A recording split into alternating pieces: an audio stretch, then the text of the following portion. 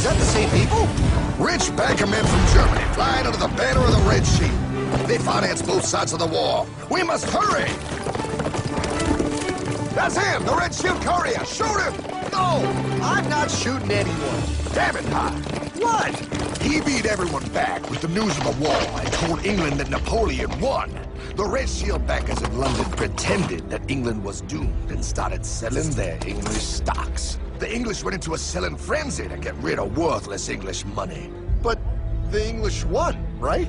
Of course they won, but it was a trick by Red Shield. They waited until the stocks plummeted to pennies and then bought England back for nearly nothing. What? They did that? How? When the English leaders found out, they had no choice but to give themselves over to the Red Shield. Their money was gone and they were slaves to the Red Shield war debt. Since that time, the English have been paying their national taxes directly to the Red Shield private bankers. The people have no idea. But the bankers bragged about what they did to us, laughing at us all the way to the bank. Why, it's the best business I've ever done. If I can control a nation's wealth, I care not who makes its laws. Oh, is this what Jefferson wanted to show me? No, look. They're in America, too? The Red Shield banks are here, Pie. Seeking a way to conquer our American dream. The dream you have, Pie. The dream of free men. They tried to take over our country many times and failed because Jefferson and the Patriots vowed to stop the evil tyrants at all costs. By authority of eternal God, he would not let the bankers win here. To preserve our independence, we must not let our rulers load us with perpetual debt. We must make our choice between economy and liberty or profusion and servitude. Wow. I place economy among the first and most important of Republican virtues, and public debt is the greatest of the dangers to be feared. It is incumbent on every generation to pay its own debts as it goes. We must have a central bank to secure this country's finances. If the American people ever allow private banks to control the issue of their money, first by inflation and then by deflation, the banks and corporations that will grow up around them will deprive the people of their property until their children will wake up homeless on the very continent their fathers conquered. Jefferson, you're mad. This country will have a central bank. Who's that? America's first Secretary of Treasury. Alexander Hamilton? Not for long. Aaron Burr, Thomas Jefferson's vice president. They didn't take too kindly to our first Sec Treasury. Sweet shot, Burr. The first attempt at a central bank only lasted 20 years and we shut it down.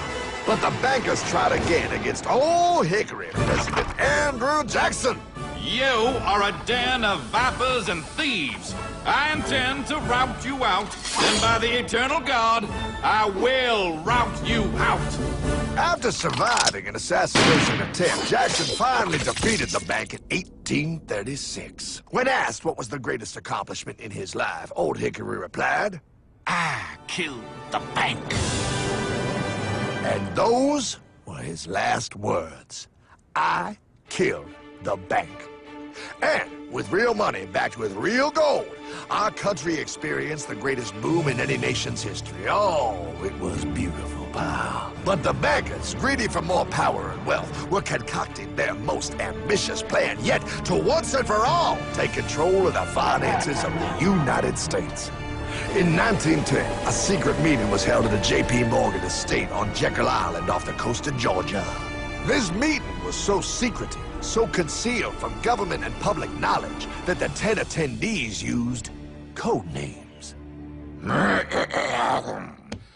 am clearly the richest man, so I should be the one to run the super-secret central bank. I own all the oil in America. I'm clearly richer than you will ever be, hula girl. I should run the super-secret central bank. You're nothing compared to me, lube job. I shall run the secret bank. Silence! Supreme Master Leader, I didn't know you were gonna be here. I'm not. Neither are you, dumbass. Oh, yeah, right. He's so smart. None of you shall run the bank. We have failed in the past because of openness. This time, the key to success is secrecy. The people must believe that they run the bank. Yes, brilliant! A sneak attack. What's the plan? We first create panic, then we show them the solution. With our man in office and well-planned timing, we will have our central bank. And so the people think it is theirs. We shall christen it Federal. The Federal Reserve.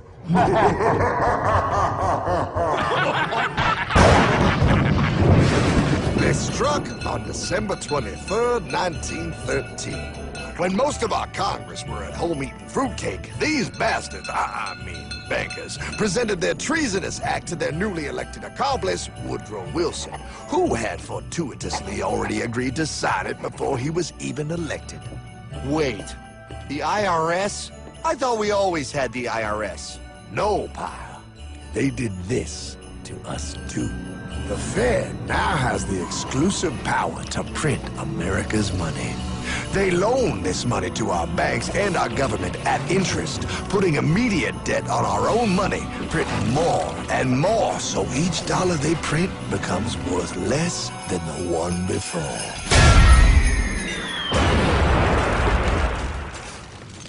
Merry Christmas. What in the hell is that? That, pal, is how our government now must pay back these debts to the Fed. Your taxes do not go to your government. They don't? It's the greatest theft in human history. But, oh, okay, I mean, I sort of get what you're saying, but it's all so confusing. And really, Hartman, I don't see how it affects me at all. If I had more money, none of this would have happened. Hartman?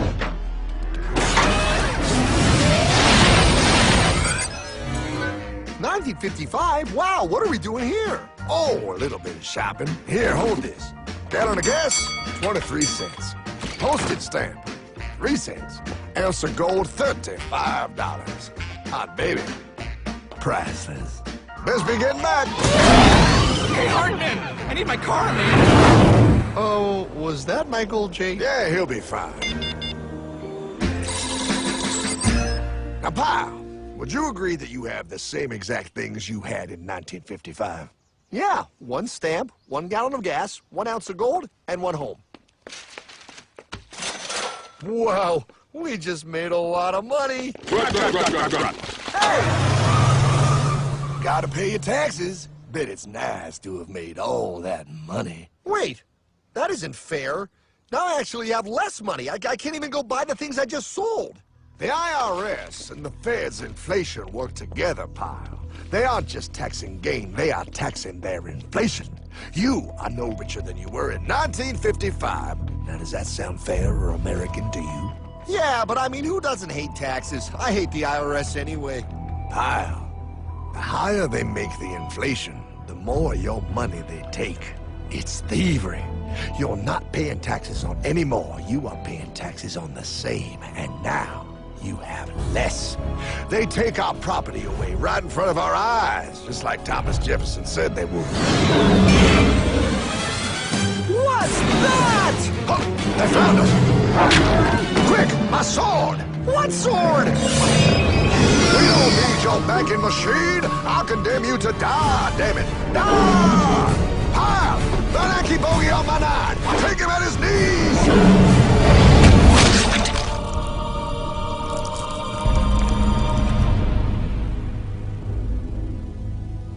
For we are opposed around the world by a monolithic and ruthless conspiracy that relies primarily on covert means for expanding its sphere of influence.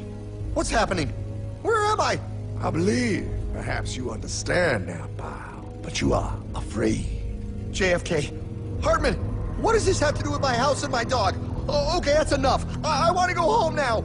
This is the last president to stand up to the Fed. You must see. On June 4, 1963, President Kennedy signed Executive Order 11110. This executive order empowered the U.S. Treasury to issue real money without the Fed. It would have worked. Kennedy's plan to dismantle the Federal Reserve machine had begun. 6 months later, John F. Kennedy went to Dallas and never returned. No way. No way they could do that. The new president, Lyndon Johnson, threw out Kennedy's order. And since JFK, no president has dared confront the secret powers behind the Federal Reserve. They consolidate bigger and bigger banks, print more and more money, accountable to no one, decimating our nation's wealth for the benefit of a few. Why? Why do this? If they hurt us, it hurts the global bankers too. No, Pyle. They are protected. They are too big to fail. But I'm not. Those sons of bitches! Sons of bitches all.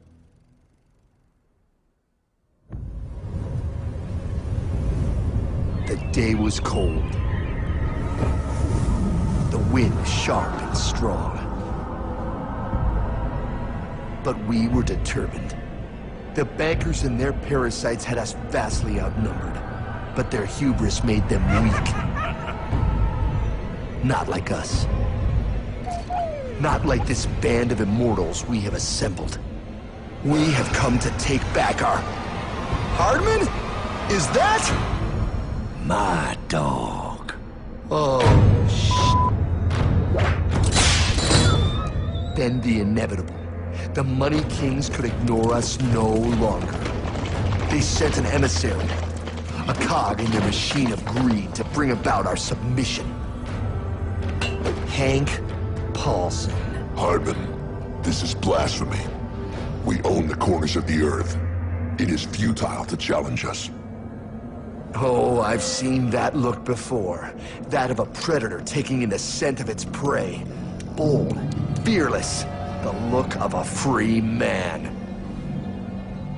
You have come far, Hardman. Farther than most. Be smart now. Join us. We will bring you money, power, everything you want. You can be one of us, if you will kneel.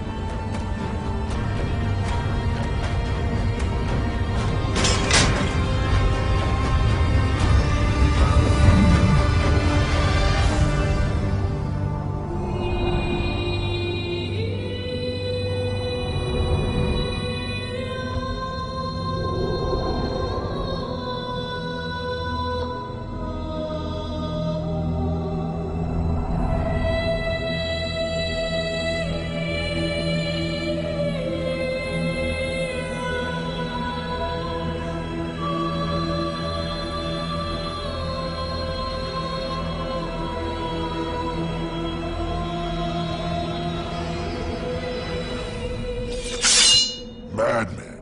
You're a madman. We're offering you everything. What do you think this is?